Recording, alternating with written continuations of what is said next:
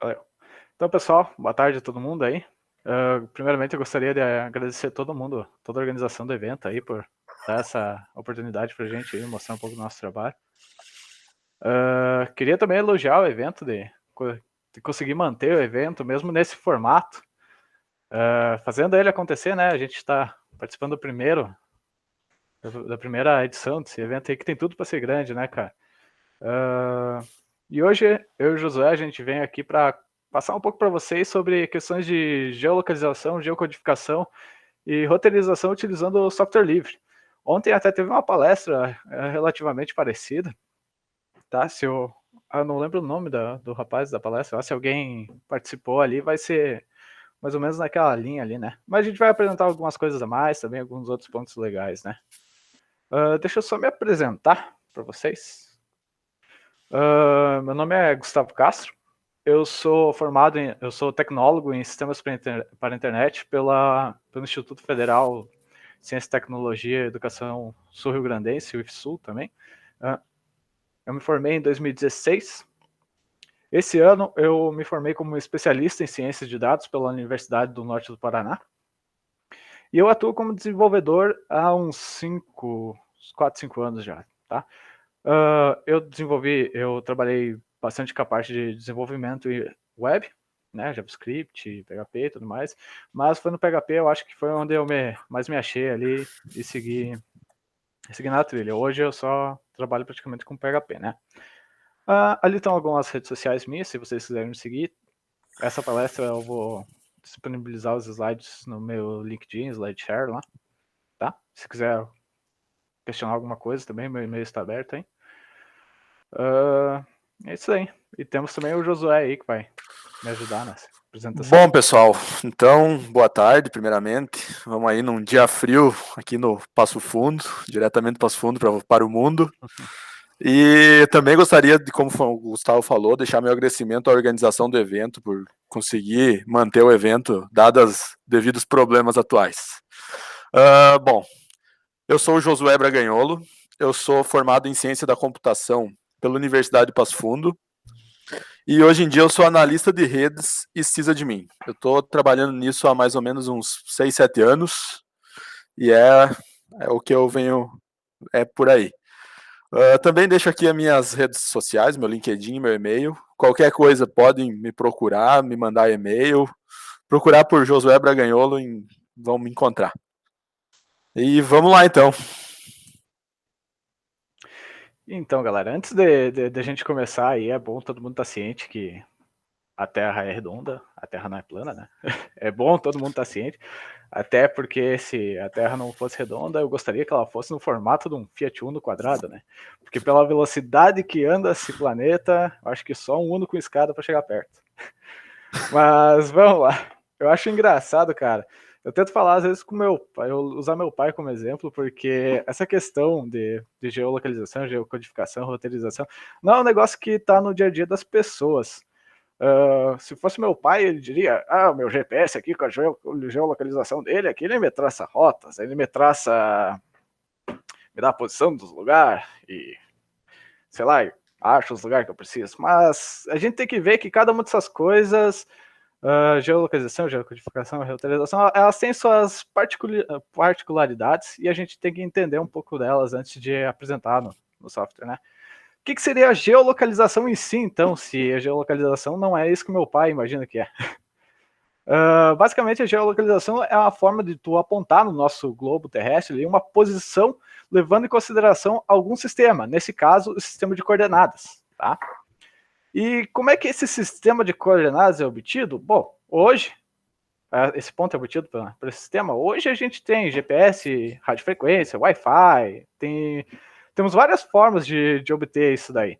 Mas como é que era feito antigamente? Como é que eles conseguem puxar isso, tá? Vamos ver, vamos lembrar lá não sei, na quinta série, na sétima série lá. Vocês se lembram lá que nosso mundo é basicamente dividido por linhas imaginárias, né? A gente chama os paralelos e os meridianos. Os paralelos são aquelas linhas horizontais que dividem todo o nosso globo terrestre na horizontal aqui. E é a partir deles que a gente consegue puxar a latitude, a partir deles que as coordenadas são dadas por latitude. Essas unidades que... Opa, desculpa, me perdi aqui um pouco. Essas linhas, elas dividem o nosso planeta entre norte e sul a partir da linha do Equador, tá? Que seria o grau zero, tá? Ou seja, bem no meio. A gente usa a unidade de medida de grau para controlar, digamos assim, a distância dos pontos ali, nessa formatação, né? Esses paralelos, além da linha do Equador, a gente tem mais 180 linhas imaginárias, 180 paralelos, né? Sendo 90 ficando acima, ou seja, ficando ao norte, e 180 ficando para baixo. Os meridianos, pelo contrário, são linhas verticais que dividem o planeta entre oeste e leste. E o principal desses meridianos é o meridiano de Greenwich, que corta também a Terra bem ao meio, né? Também chamando o grau zero. A diferença é que essas linhas na vertical, né, dos meridianos, eles são um pouco diferentes do... Volta lá. São um pouco diferentes dos paralelos, porque os paralelos eles cobrem todo o planeta. Ele é um círculo perfeito. Já os meridianos, eles cortam só metade, eles fazem meio círculo, 180 graus. Então a gente tem 360 meridianos ao redor do mundo, tá? É isso aí, cara. 180, seriam 180 meridianos a oeste e 180 para leste, tá? E no final das contas, se a gente pegasse e abrisse o nosso planeta, praticamente estendesse, transformasse ele em um plano ali, a gente teria um esquema parecido com esse, tá? Deixa eu só levantar minha cadeira aqui que eu tô caindo. A gente teria uma grade praticamente, onde eu vou ter meus pontos zeros. Ele vai desenhar um plano cartesiano ali com os graus. E eu vou ter meu ponto zero bem no meio, que é onde se encontram o meridiano de Greenwich e a linha do Equador ali. Tá? E a partir disso, a partir dessa grade que é gerada, eu consigo encontrar pontos, tá? Por exemplo, aquele ponto A ali, ele vai estar na posição norte, tá? Porque ele está acima da linha do Equador. No norte, no grau 50, e a oeste, no grau 100. Se vocês forem ver ali, ele vai formar um quadradinho bonitinho ali. A mesma coisa para o B, ao norte e ao leste. O C ao sul e a oeste, e o D ao sul, ao leste, tá? Só que agora imagina, né? Nesse mapa que a gente tem aqui, a gente tem 80 graus ali, para cima e para baixo, tá? Mas se a gente for dado, como é que eu vou saber a posição exata, digamos assim, de uma casa, né? Levando só em consideração os graus. Eu não tenho como fazer isso.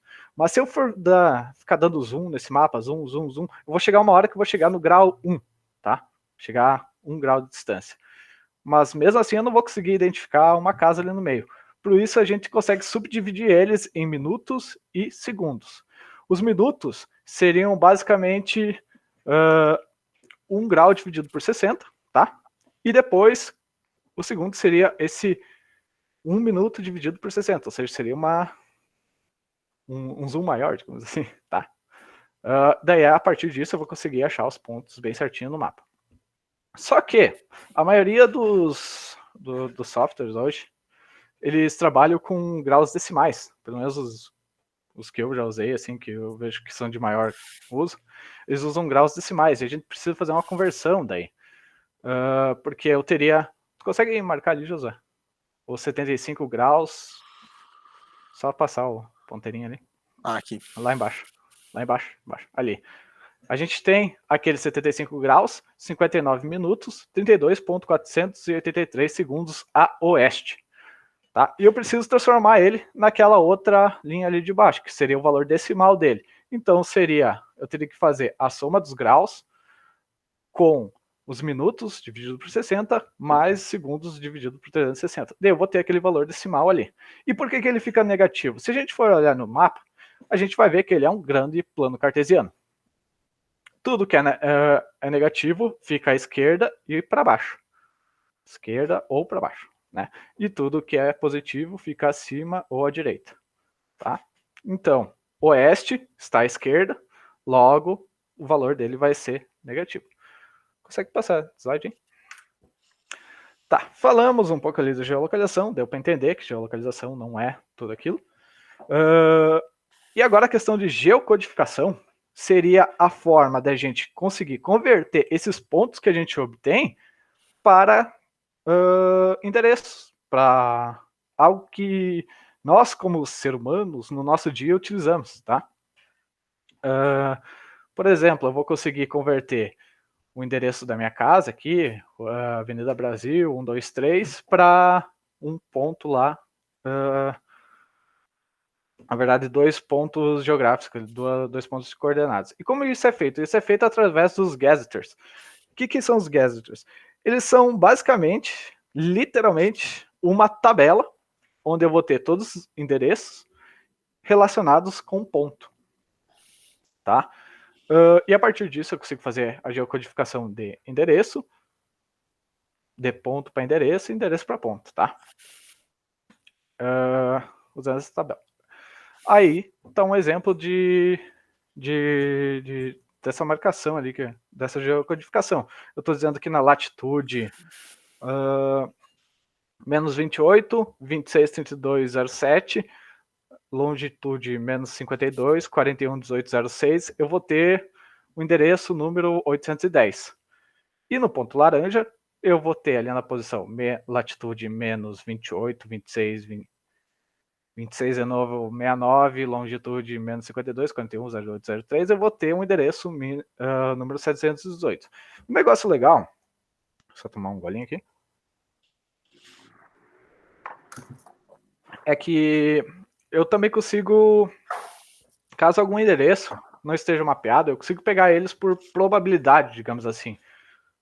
Aplicando algumas regras, por exemplo, eu sei que todas as casas do lado esquerdo da rua são pares e todos os endereços todos os números de casas do lado direito são ímpares. Eu consigo aplicar a regra. Tá, se eu levar isso em consideração, nessa rua aqui, se eu quiser saber onde é que é o 724, eu posso dizer que ele deve estar entre os dois ali usando uma fórmula de probabilidade, tá? Eles têm alguns padrões para fazer esses cálculos também. Pode passar. Que a questão de roteirização, o próprio nome já é bem subjetivo. É basicamente tu definir uma rota, um trajeto entre 2 ou vários pontos. E como a gente está sempre com pressa e tudo mais, o ideal é que a gente sempre ache o menor trajeto, o trajeto menor possível ali. O menor trajeto possível. Pode passar?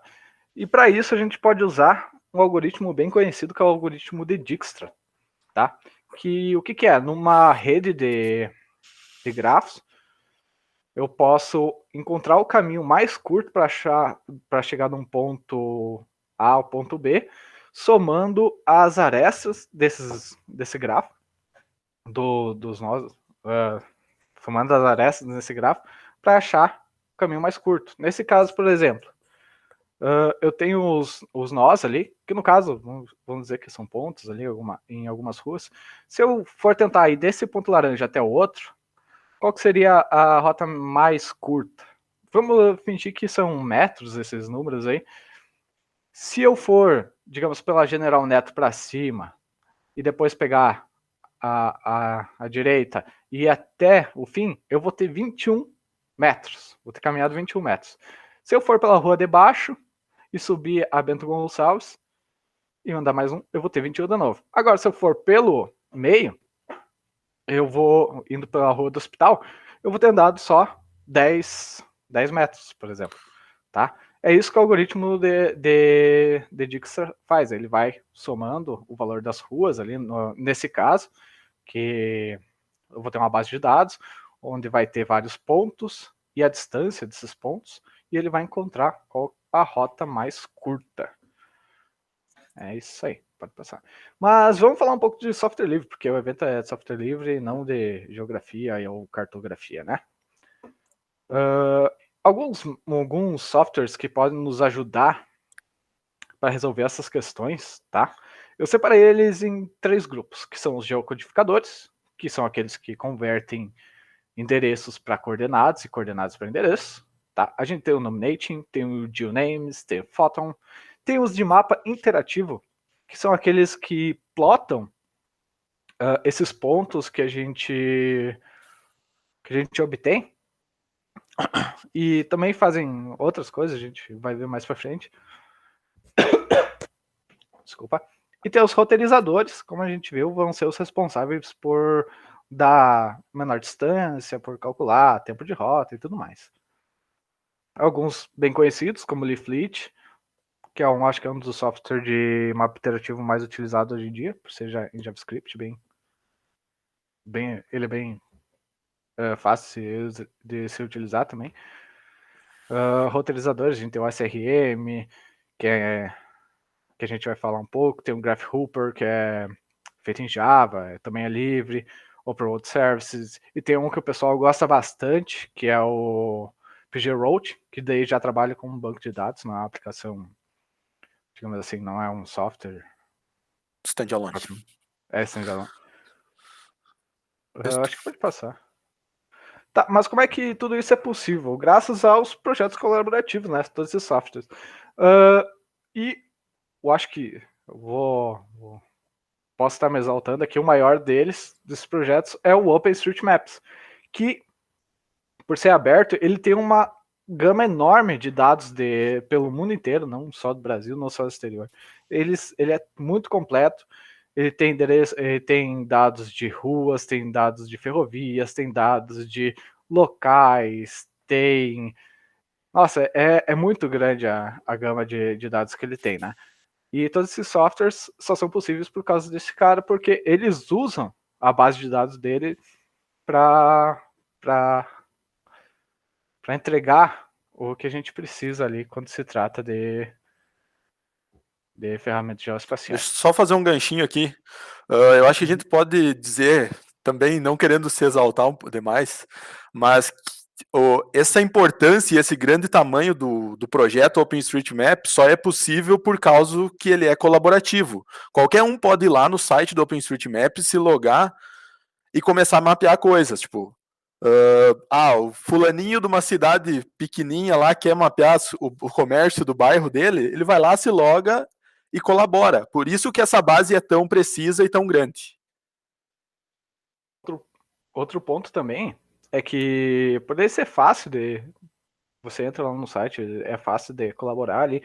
Nem só de desenvolvedores vivem em OpenStreetMaps.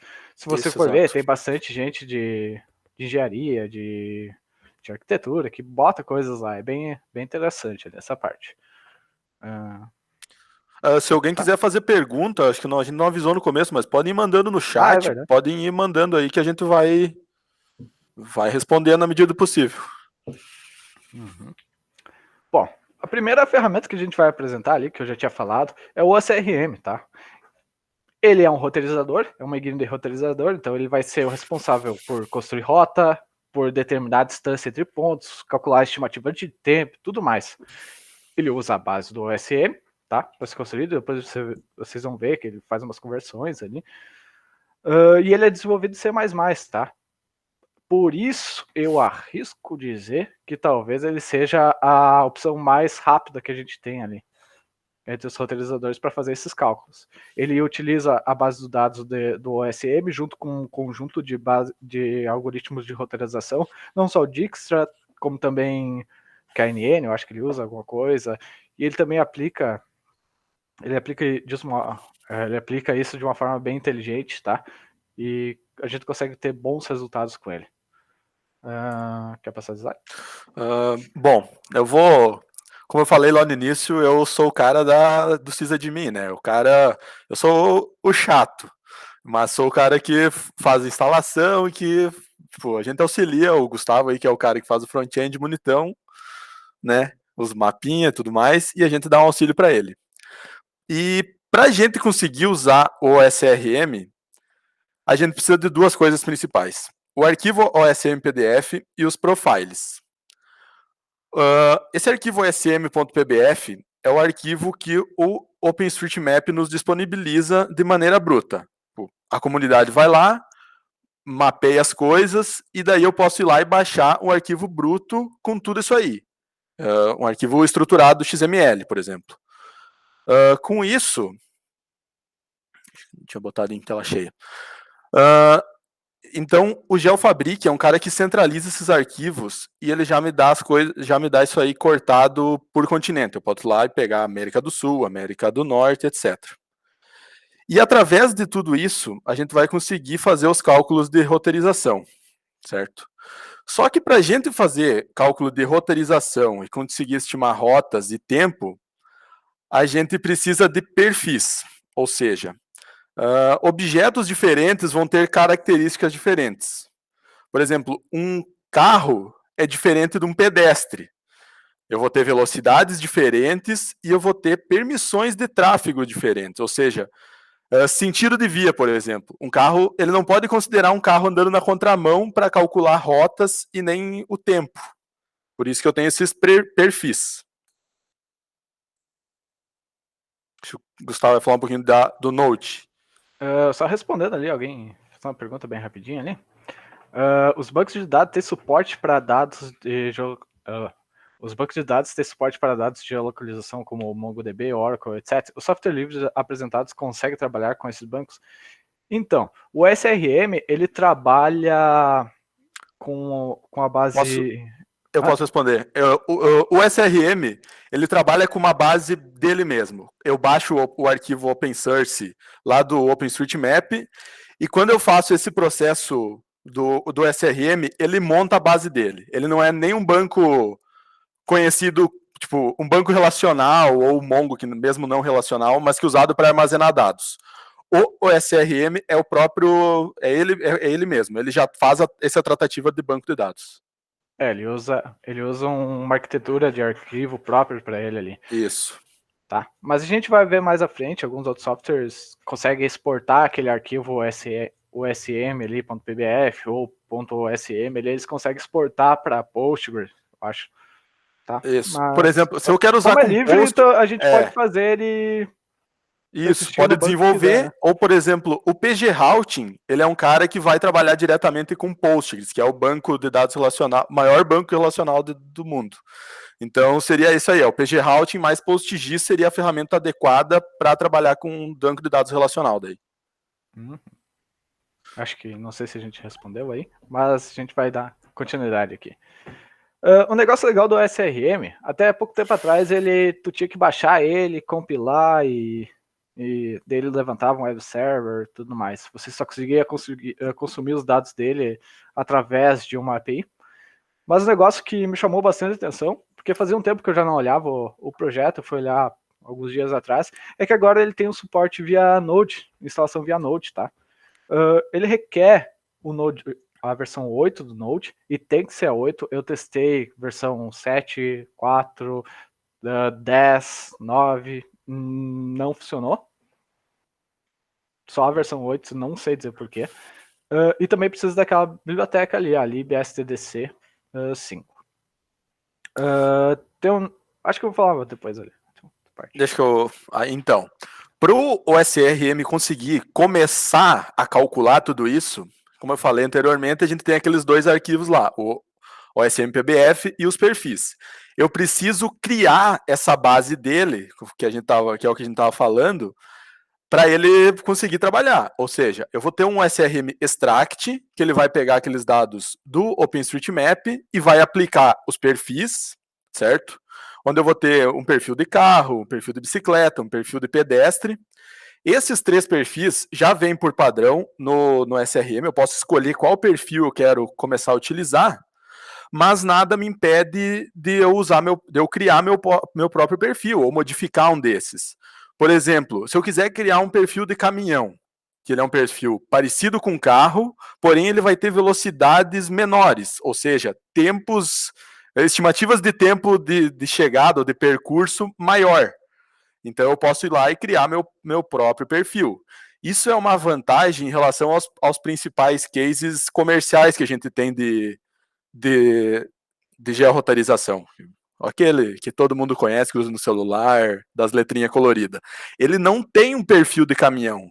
Então, com essa ferramenta open source, talvez a gente consiga ter um tempo aproximado de viagem muito mais preciso para um caminhão, ou seja, um perfil que não é comum dos cases comerciais, para um fim específico que a gente possa usar. E também ele vai ter a questão das rotas válidas, que é o que a gente estava falando de vias com mão única, por exemplo. Que ele vai ter, um carro não pode trafegar na contramão, então ele vai ter que traçar uma rota adequada que não infrinja nenhuma lei, imagino que seja isso o termo certo, e dê uma estimativa de tempo.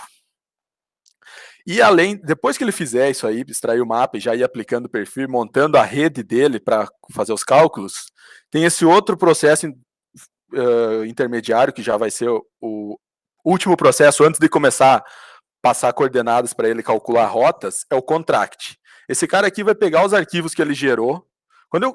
Voltando um pouquinho, quando eu gerar o extract, eu rodar o extract, ele vai me gerar mais um monte de arquivos diferentes para ele trabalhar.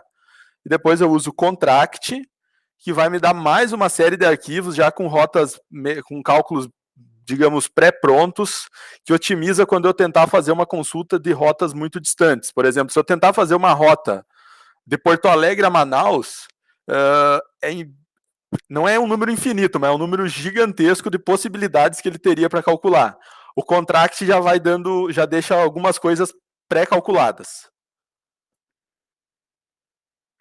E esses são os comandos daí, quando for usar via Node, também vai ter que usar esse pré-processamento, digamos assim. Basicamente. É isso aí, né, Gustavo? Não, sim. Você vai dar primeiro de tudo, inicia seu projeto lá, dá um npm install o SRM, se não me engano é o nome do pacote, e depois usa esses comandos ali, esse softwarezinho para fazer a extração e para fazer o pré-compilamento, eu acho, dos dados, dá para chamar assim. Eu imagino que a maioria do pessoal que está assistindo seja dev, então talvez seja mais familiarizado com o Node. Por isso a gente botou o exemplo em Node, mas tipo, esses comandos são comando de Linux normal. Tipo, se eu quiser usar o modo de subir um web service, ele tem o próprio web service dele, muito tranquilo. É rodar esses comandinhos, subir o web service dele e começar a fazer consulta. E a documentação, cara, a documentação dele é impressionante, é de completa e de fácil utilização. É tudo muito tranquilo. Uhum. Então, quando vocês forem usar o Node, basicamente a estrutura que vocês vão ter é essa dali que está à direita ali, né? Você vai só importar a biblioteca, vai apontar ali quando for instanciar o objeto, vai dizer qual arquivo vai usar ali que já foi compilado ali com todas as informações. Vai usar uma das funções dele, aqui é o route, que ele vai só criar rota entre vários pontos, né? Você passa ali dentro de uma rede de coordinates, vai passando aí quantos pontos forem necessários, no final ele vai te dar um resultado ali. Você pode implementar depois num web service com Express ali, vai ficar bem tranquilo, bem fácil de usar. Dá para integrar com qualquer coisa, bem dizer, muito tranquilo. Acho que isso pode passar. Depois a gente tem, no final, esse retorno ali. Ele vai retornar duas coisas bem importantes para nós. Que é a questão de routes e waypoints. Routes são todos os dados de todos os pontos por onde ele vai passar nessa tua trajetória, nesse teu trajeto ali que você está pesquisando. Tem até um negócio bem legal, acho que a gente não botou ali, José, que dentro do routes tem aquela propriedade geometry, que se você jogar no Google... droga, falei o nome. Ninguém sabia que era esse o nome. Pois é. Se você jogar lá dentro dessa ferramenta ali, ele consegue traçar todo um mapa bonitinho ali. Ou, se você quiser fazer isso na sua aplicação, você tem aquele array ali que é o legs. Não, de cima. O legs, que também vai trazer todos os pontos para onde ele vai passar e você só vai plotando no seu mapa. Ele também traz a duração total, traz também a distância. Já o waypoints, ele só vai trazer o início e o fim, da onde você está indo para de onde você está para onde você está indo, praticamente, tá? Ali nesse caso, eu estava indo da rua Alberto Borella, em Marau, para Passo Fundo, na Avenida General Neto, né? Ele só trouxe os 2 pontos e qual a distância e tudo mais. Pode passar. Outra ferramenta que a gente vai usar é o Nominating. O que acontece? As coisas são... Cada ferramenta é feita para uma determinada situação. A gente não tem um canivete suíço, ou seja, cada coisa vai fazer seu determinado trabalho, como a gente espera numa arquitetura bacana de microserviços e etc. Mais ou menos, mais ou menos. É o que a gente espera. O cenário ideal seria esse. Então, o Nominating vai converter ele é um geocodificador reverso, ou seja, ele vai converter endereços, tipo, rua Capitão Eleutério, número 200, Passo Fundo, para uma coordenada, latitude e longitude. Porque, como a gente bem sabe, nós seres humanos não somos muito bons em... Se alguém passar um endereço, tu tá na coordenada menos 75 e latitude e longitude, eu vou ficar, tá, o que eu faço com isso? Mas se eu falar Passo Fundo, rua Capitão Eleutério, número tal, é muito mais fácil para o ser humano e em sistemas que a gente já tem utilização, vai ter endereços. A gente vai precisar pegar esses endereços para calcular rotas. Então, o Nominating é o nosso cara que vai converter esses endereços que a gente já tem em bases de dados legadas para latitude e longitude. Ele também é baseado nos dados do OpenStreetMap e ele é desenvolvido em PHP e Postgres, com a extensão PostGIS. Por padrão, ele já tem uma interface gráfica integrada. A instalação dele é algo bastante tranquilo. É só tu instalar um PHP maior que 7, atualizadinho, bonito, Postgres atualizado e instalar a extensão PostGIS. Esses 3 aqui, deixa eu só ver que tem uma pergunta aqui. No Roads, teremos pontos de qual distância? José, acho que deixa para o final. Senão a gente fica parando e fica cortando. Tá, pode ser. Depois a gente responde essa aí, então. O PHP e o Postgres e o PostGIS é instalação tranquila. Só instalar pacote do sistema operacional, se for Debian, CentOS, instala o pacote do SO e é só ser feliz. O Nominating, tu vai ter que baixar o fonte e compilar. Coisa muito tranquila também. Configure, make install e tá instalado. É fácil mesmo. Acreditem. Para popular essa base, ele vai usar os dados do SRM, o mesmo arquivo do SRM, que são os dados do OpenStreetMap, desculpe. Só que ele vai popular o Postgres. Como o SRM usava arquivos locais, arquivos da estrutura dele, o Nominate não consegue usar esses arquivos pré-processados do SRM. Mas o arquivo que eu baixar lá do GeoFabric é o mesmo.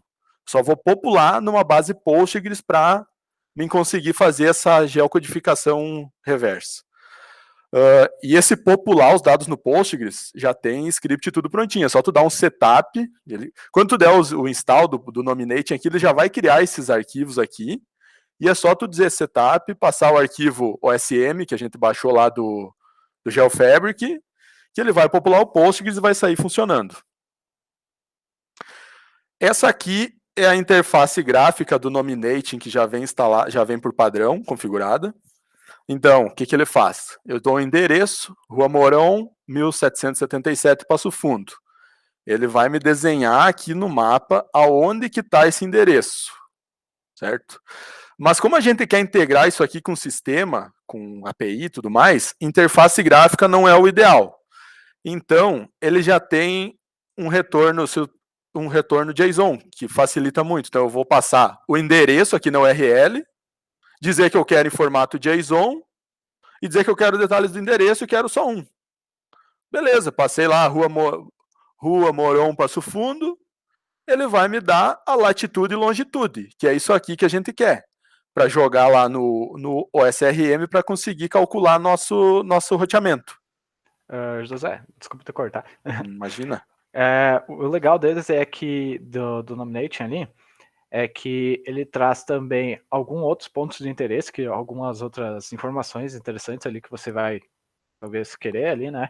Que é essa rua ali, esse endereço, esse ponto que você está me passando, o que ele é? Ele é uma rua, aonde que ele fica, por exemplo, se ele fica no qual bairro que ela fica, o estado, tem o CEP, tudo mais. Ele traz um monte de informação. E agora, digamos que.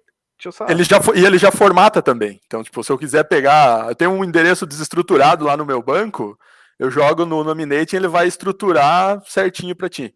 Uhum. E o legal, outro ponto legal é que quando você passa, por exemplo, só a rua Avenida Brasil, por exemplo, Avenida Brasil, pelo menos, ele vai trazer, como vocês podem ver ali, ele é um array, ele vai trazer várias outras alternativas. Ou se você vai digitar Passo Fundo AV, daí ele já vai te trazer também as outras avenidas que tem. Tudo que ele faz digamos assim, um like lá, para ele trazer possíveis respostas para o que você precisa ali, tá? Ou seja, então você não precisa passar o endereço exato, você pode passar o CEP, você pode passar meia frase, por exemplo, meio nome de rua, que ele vai tentar identificar. Ele então, para um autocomplete, ele é bem interessante também. Isso, e ele já vai priorizando, tipo, ordenando pelo endereço mais próximo, mais provável com aquilo que você passou. Tipo, Avenida Brasil pode ter em diversas cidades, mas se eu botar lá Avenida Brasil Passo, então ele pode ir lá pegar Avenida Brasil de Passo Fundo, sei lá, de 3 Passos, ou sei lá, alguma outra cidade que tenha passo. E ele vai priorizando isso conforme probabilidade? Acho que é. Aproximar, acho que é. Mas é isso, do nominating.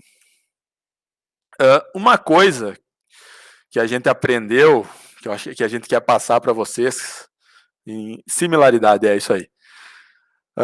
É que quando a gente baixa um dado lá do GeoFabric, a gente vai ter um dado de um continente. Ou seja, a gente foi lá, baixou América do Sul, então a gente tinha todos os dados do Brasil, todos os dados da Argentina e todos os dados do nosso país aqui da América do Sul.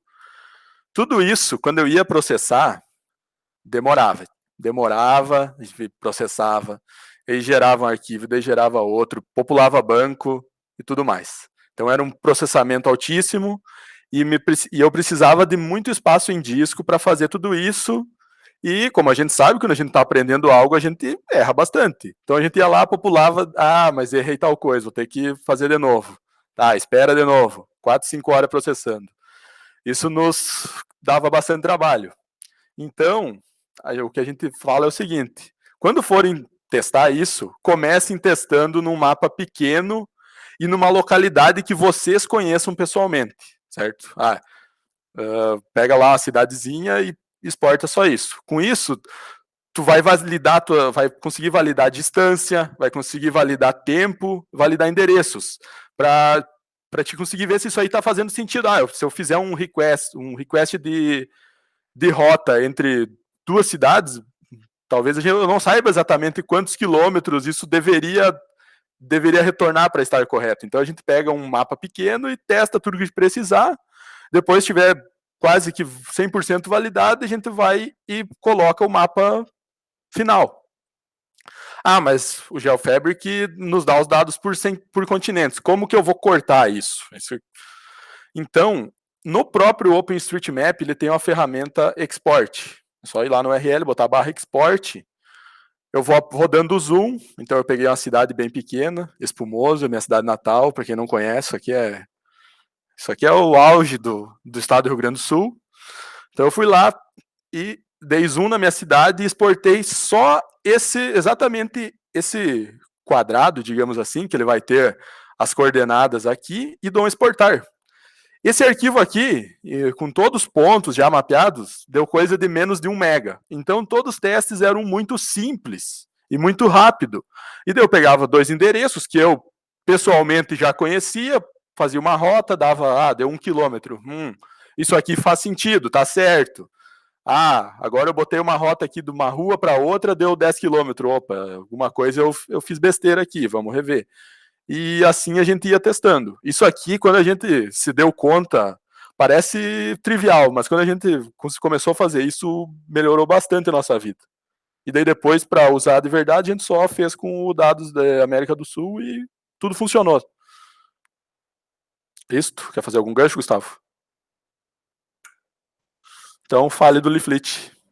Então, né? O que é o Leaflet? O Leaflet, ele é uma biblioteca para te gerenciar esses mapas, tá? A gente vai ter, até agora, praticamente a gente já só teve dados, a gente teve coordenadas, a gente teve basicamente coordenadas, rotas e tudo mais, mas são só dados crus que a gente vai ter. E agora o Leaflet, ele vai dar para nós um mapa para a gente interagir, para a gente aplicar os desenhos das rotas e tudo mais, aplicar pontos, tá? Essa biblioteca ela é desenvolvida em JavaScript e ela trabalha no formato, no arquitetura de layers, digamos assim. Eu acho que todos trabalham, é meio difícil ter algum que não trabalhe. E esses layers, eles podem ser separados em tiles, vectors e UI. Tu consegue passar de slide, né? Com certeza.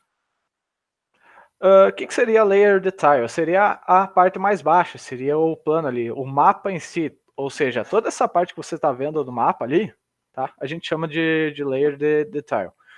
O Leaflet, ele não oferece ela nativamente, digamos assim. Você tem que puxar lá do OpenStreetMap, tá? É só passar um link ali, na própria documentação do Leaflet explica como isso.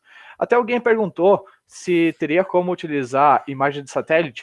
Sim, tem um projeto que cria, vamos dizer assim, cria mapas, né? E lá tem... e lá nesse projeto tem algumas versões de mapa em formato de satélite, em foto de satélite, tá? Então seria só aplicar essa layer no Leaflet.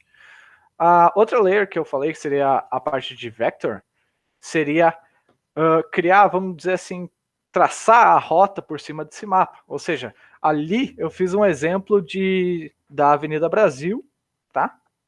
Uma rota da Avenida Brasil até a Avenida Presidente Vargas. E essa cor que ela tá destacada ali foi um vector que ela desenhou ali por cima, levando em consideração os dados lá do SM, tá? Para poder desenhar tudo ali de forma vetorial. Bem tranquilo. Então tu pode fazer, passar por vários lugares que ela vai traçando. E a parte de UI são algumas coisas que o usuário pode interagir, como por exemplo aqueles marcadores ali, tá? E lá na documentação ele tem outros exemplos de o que usar e tudo mais. Acho que do Leaflet é só isso, é bem tranquilo de lidar.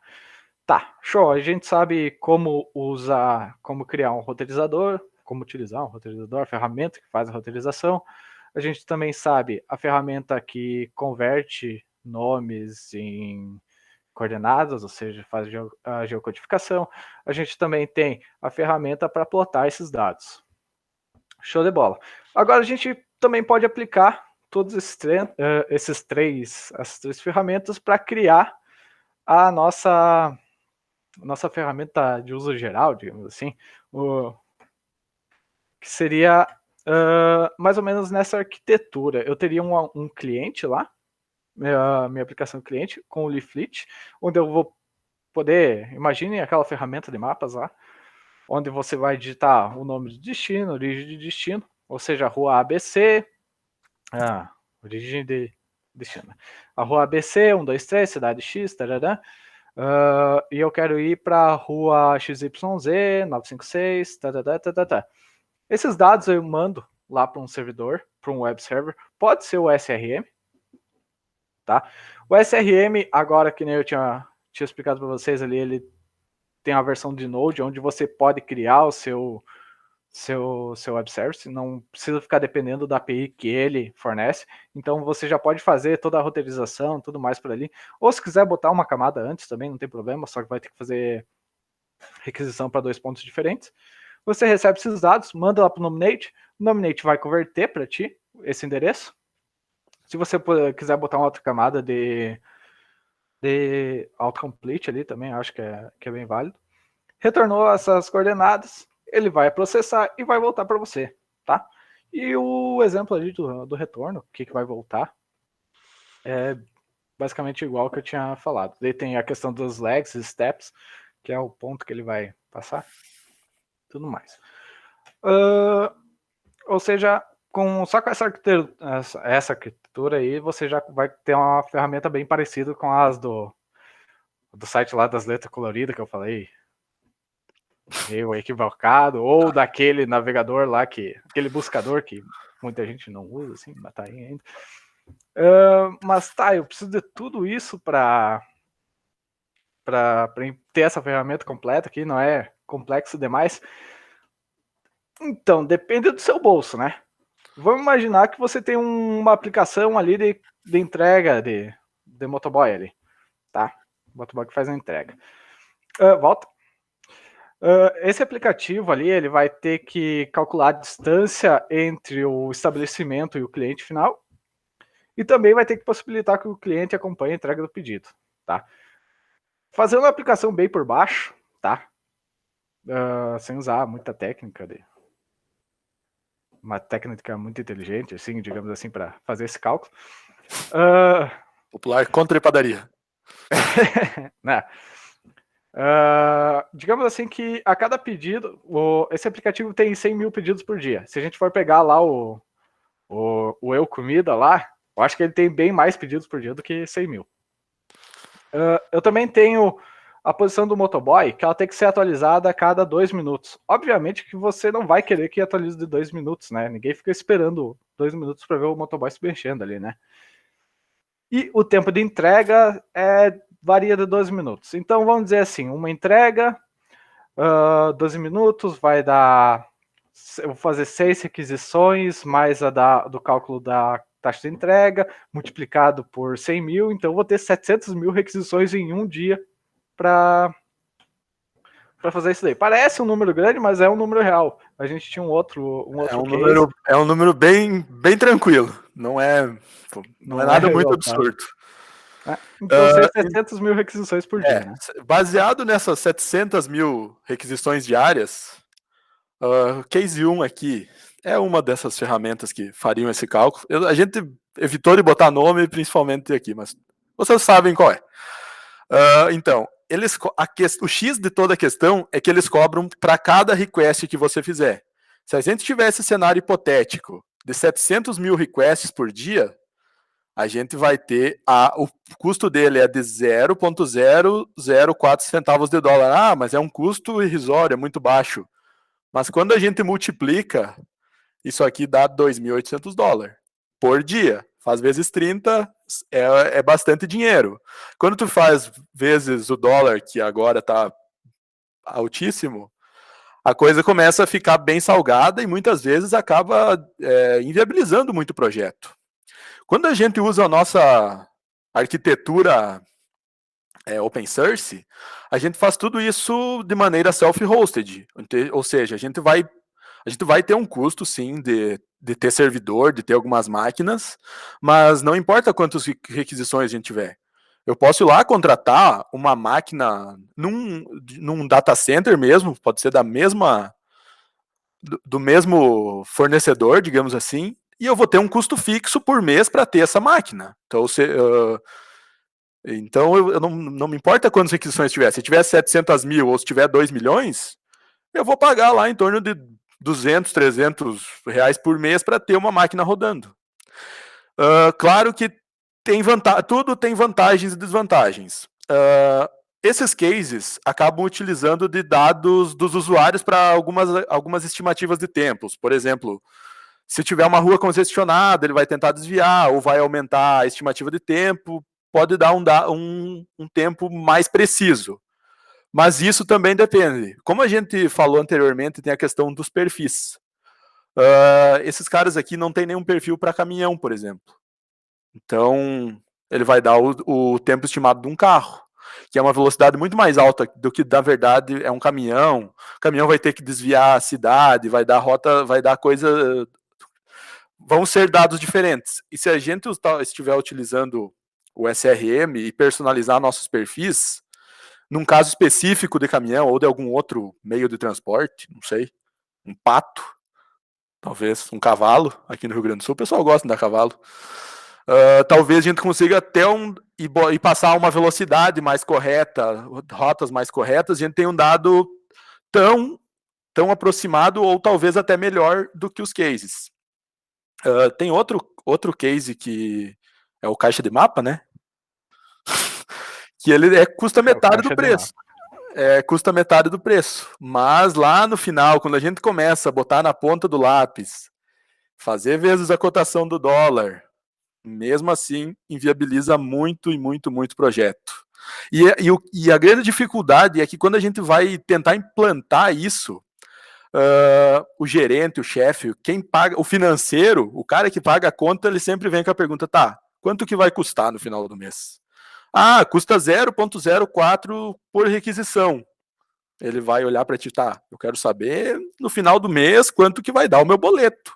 E daí a gente vai dizer, mas depende de quantas requisições tiver. E, tá, quantas requisições vai ter? A gente não vai saber porque tem muita sazonalidade essas coisas, por exemplo, mês de Black Friday. Isso aqui vai mudar totalmente essas requisições. E se for no cenário open source, a gente vai pagar um custo fixo por mês. É mais ou menos isso a grande sacada de usar tudo isso. Gustavo? Acho que é, né? Só concordo. Então era mais ou menos isso que nós tínhamos para apresentar para vocês hoje. Se ficou alguma dúvida, eu acho que as dúvidas que o pessoal mandou ali, a gente meio respondeu, né? Alguém mandou ali aqui agora, o GeoFabric tem arquivo por região do Brasil. Acho que na época a gente testou, não tinha. Eu vi ontem de noite isso aí. Não tinha mesmo. Mas mesmo assim, o Brasil, só o dado do Brasil vai ser um dado bem grande. Tipo, vai levar 2-3 horas processando. No cenário de pegar uma cidade só, de um município que a gente conheça, pode facilitar. Desculpa a minha mão na frente, é que eu tenho mania de gesticular e agora percebi que está ficando na frente do meu rosto. Mas enfim, é estranho para nós estar apresentando isso remotamente também. Mas vamos lá. Requer muitos recursos de hardware. Hoje eu tenho um servidor rodando nisso aqui num cenário onde eu tenho uma máquina de mais ou menos 12 GB de RAM e 4 processador. E roda tudo isso aí. Deve fazer umas 200, 300 mil requisições por dia. Roda as três aplicações, né? Roda as 3 aplicações. Roda o SRM, roda Nominating e roda... esses dois. Não, Leaflet não. Leaflet roda no browser, né? Uhum. É basicamente o Nominating e o SRM. Ele precisa de um pouquinho mais de memória, uns 12 GB, porque o SRM ele carrega bastante coisa em memória. Mas na verdade, ele tem uma opção que, se tu quiser deixar cacheado, ele levanta tudo em memória. Ele levanta tudo em memória. Ele fica muito rápido. Agora, se você tem um SSD ali, eu acho que isso nem é tão... Se você tem o hardware físico daí, né? Acho que isso daí não é nada muito absurdo. Não é nada muito absurdo. Mais alguma dúvida? Mais alguma coisa? Alguém perguntou sobre routes ali. Eu não entendi direito. No routes teremos pontos a qual distância? A quantidade de dados é grande? Eu não entendi no routes o que é o routes, né? O routes é aquele retorno lá. Eu só não consegui interpretar. No retorno. Eu acho que é mais ou menos conforme o pessoal vai populando. Pode abrir o microfone aí para falar. Acho que fica mais. Eu não sei se eles podem. Sim, ele retorna todos os pontos ali. Ele retorna lá dentro do lags. Volta ali. Sim, peraí. Eu acho que não tem um exemplo. Aí, tá vendo esse lags? Ele é um array, tem os steps também, ele vai trazendo qual a distância entre o ponto, digamos assim, eu tenho 10 pontos, ele vai trazer do 1 ao 2, do 2 ao 3, do 3 ao 4, do 5 a 6, ele vai trazer isso mesmo. Aí tem esse, deixa eu ver, eu vou voltar os slides aqui um pouquinho. Esse Geometry também, que era aquele negócio que nós estávamos conversando ontem até, Gustavo. Se eu pegar esse código aqui, parece que não é nada, mas tem uma ferramenta de... Na verdade, o código é maior, eu só cortei para caber no slide. E depende de quantos pontos tiver também. Se pegar esse código aqui e jogar no... Eu acho que no Leaflet tem também. No Leaflet deve ter também. Mas tem um modo developer lá que eu jogo esse código aqui e ele me monta, ele já monta o mapa e todos os pontos por onde passou para formar essa rota. Que daí eu consigo validar questões de sentido de rua e por onde passou. Porque se eu calcular uma rota de Florianópolis a Porto Alegre, pode ter mais de uma rua possível. Então, se eu pegar esse Geometry e jogar lá, eu vou ver por aonde que ele usou de referência para calcular tudo isso. Ele tem ali, só para confirmar, o Leaflet ele faz também. Mais ou menos isso. Alguém mais tem dúvidas?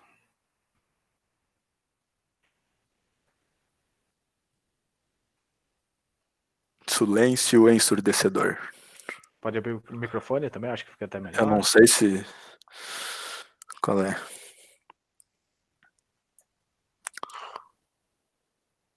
Slide da arquitetura. Claro.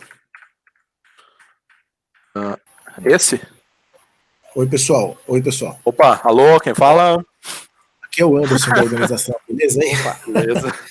É que a gente está acompanhando a apresentação de vocês Ótimo. E mais duas aqui ao mesmo tempo. Ótimo. Quatro. Mas enfim, eu notei aqui que o pessoal estava fazendo pergunta, vocês estão respondendo. Tem mais aí, ó. Qual a frequência que vocês usam? Eu não sei exatamente, mas está relacionado com o que vocês estão vendo no chat aí. Deixa eu... Então, responde. Eu gostaria que vocês também deixassem o contato de vocês. Eu não me dei conta se vocês deixaram, porque a gente está quase no limite aí. Mais algumas perguntas a gente tem que encerrar. Só a questão da frequência.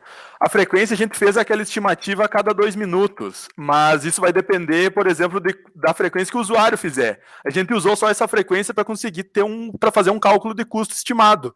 Porque se você tiver um webhook ali que recebe instantaneamente, então vai aumentando. Ele tá isso aí, vai aumentando muito mais a quantidade de requisições. Se vocês quiserem printar os nossos contatos, é lá na infra. Qual a frequência que usa? É diário lá, né? É diário. Eu acho que ele não para, pra ser sincero. Não sei como é que tudo depende, tudo depende. Depende. Mas essas perguntas mais específicas, eu acho que se vocês quiserem também mandar direto para nós, a gente pode ir respondendo também. Porque eu acho que o tempo tá no... Teve alguém que perguntou lá da arquitetura lá, José. Se quiser voltar lá no slide da arquitetura, ver aqui. Só para responder mais essa.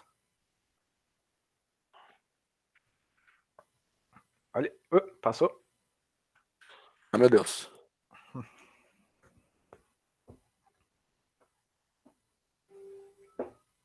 Qual é que era a questão aqui? Não sei.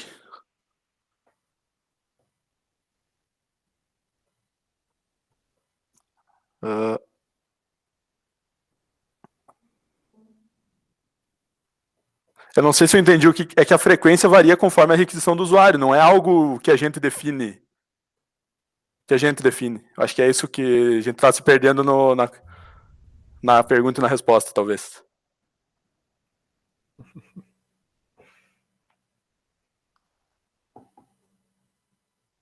Isso, pessoal. Não sei se o Anderson vai entrar, vai dar uma finalizada. Sim, pessoal, a gente tem um happy hour hoje, tá? Gostaríamos de contar com a presença aí de Josué, Gustavo, para falar um pouco de software livre e outros assuntos aí relacionados.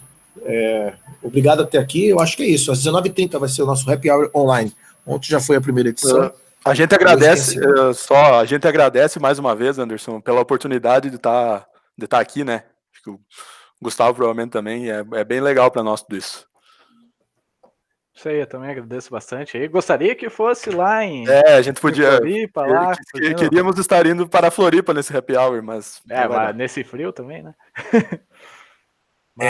A gente também, mas não deu. Ano que vem, quem sabe? Ano que vem estamos aí. Valeu, pessoal, obrigado. Obrigadão, a gente vai se falar. Um abraço. Vê se eu vou mandar o link de novo para vocês pro happy hour hoje, tá? Se beleza. Puderem, seria legal. Perfeito. Valeu, pessoal. Valeu, pessoal. Muito obrigado.